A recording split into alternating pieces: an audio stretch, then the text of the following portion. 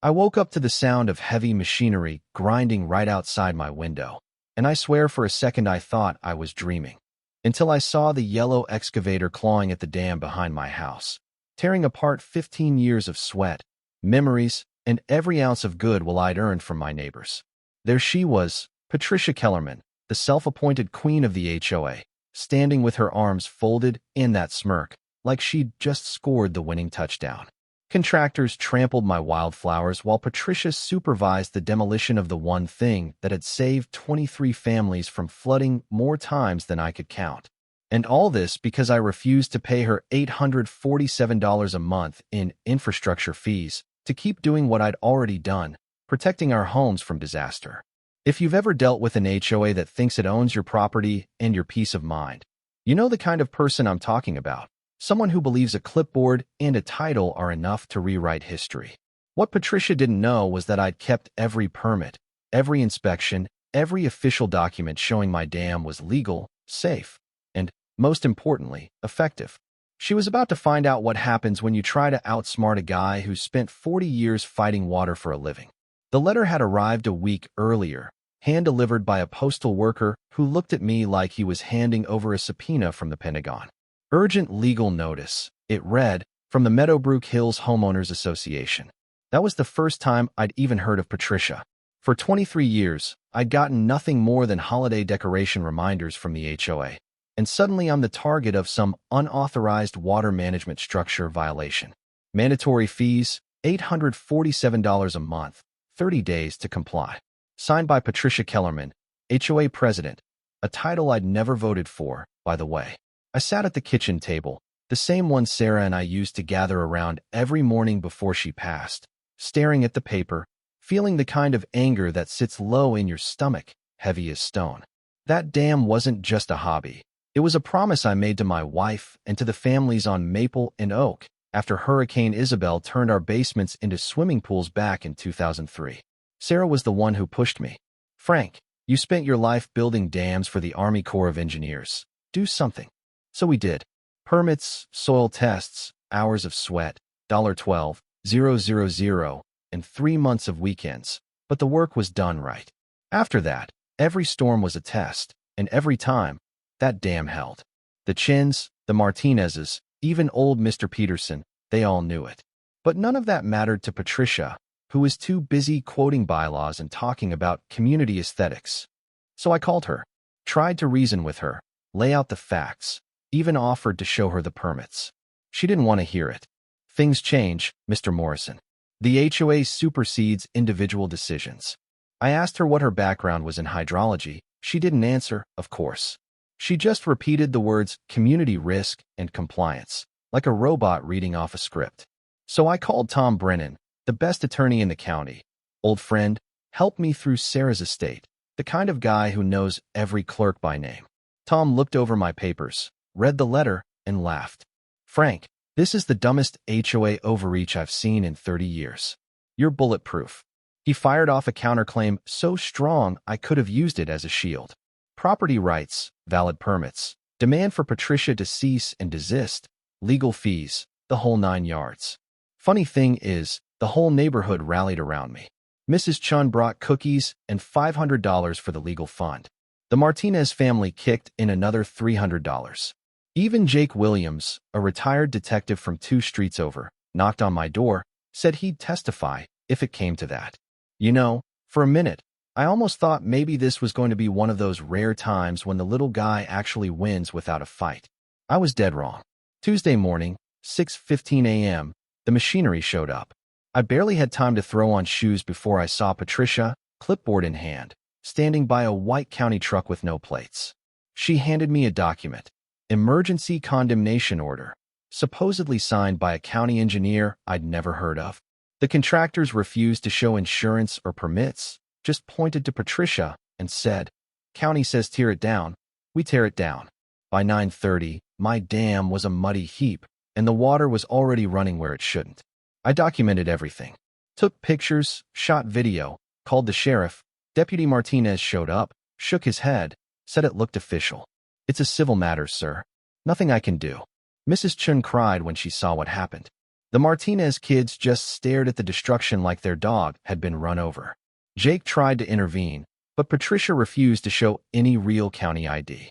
10 minutes later, she was gone, leaving behind nothing but wreckage.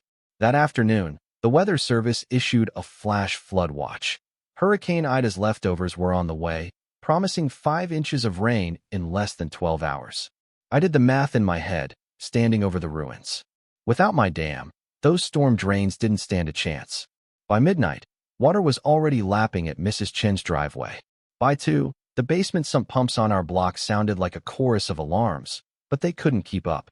I sloshed out with a flashlight and a notebook, measuring water levels, writing it all down out of habit.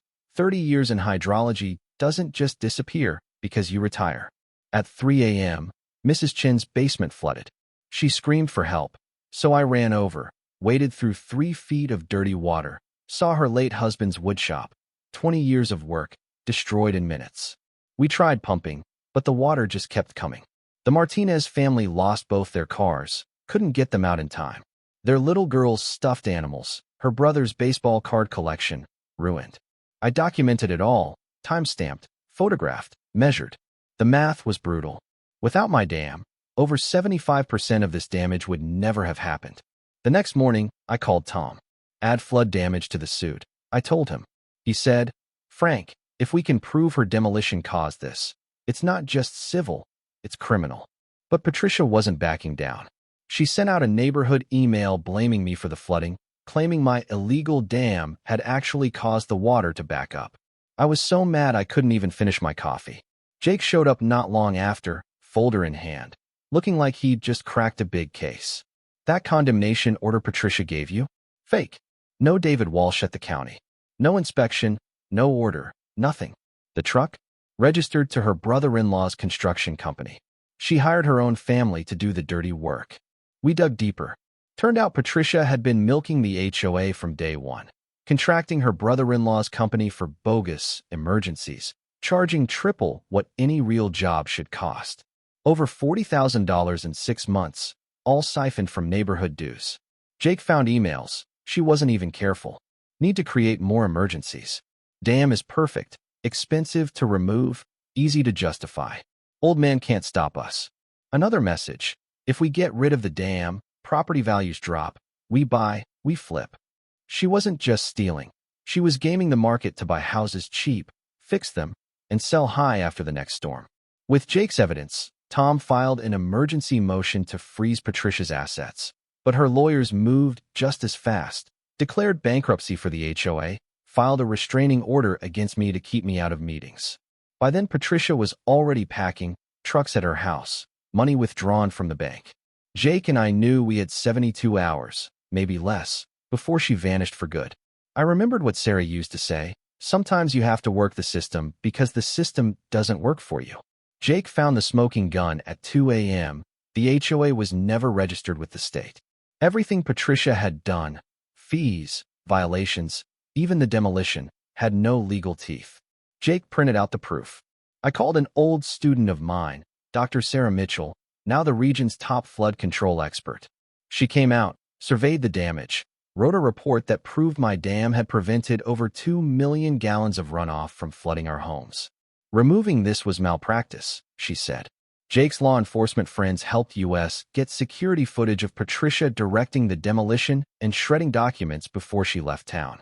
And her insurance policy? Required to cover fraud by real estate agents. That meant the insurance company would be on the hook, and they'd come after Patricia personally. Tom filed a final emergency motion, attaching Patricia's house as collateral. The judge moved fast, freezing her accounts, blocking the sale, and ordering her to court. That hearing was a disaster for Patricia. She confessed under oath to forging county documents, her lawyer's head in his hands. The judge referred everything to the DA for criminal charges. 3 weeks later, the trial began. Federal prosecutor laid it all out: fraud, embezzlement, document forgery, conspiracy. The jury watched videos of Patricia grinning as my dam came down. Dr. Mitchell explained the science. Jake detailed the fraud.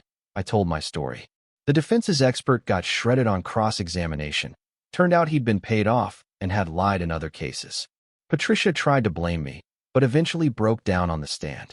He made me look stupid. Someone had to show him who was in charge. That did it. The jury took 4 hours, guilty on all counts. Patricia got 3 years in federal prison, full restitution to every flood victim. Her house sold to pay damages, her license gone for good. But here's the thing. Real justice isn't always the verdict, it's what comes after.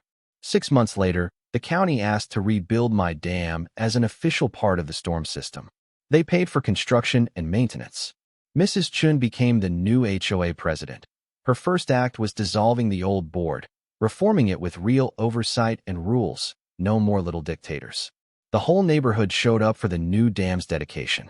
I stood there looking at the bigger, better structure, thinking about Sarah, feeling a kind of peace I hadn't felt in years. We protected more than just property. We protected our community from the kind of person who thinks power is a weapon. And now I want to know, what would you have done? Was I right to fight? Or should I have just paid and looked the other way? Drop a comment below. Tell me what justice means to you. Because sometimes, standing your ground is the only way to keep your home and your soul safe.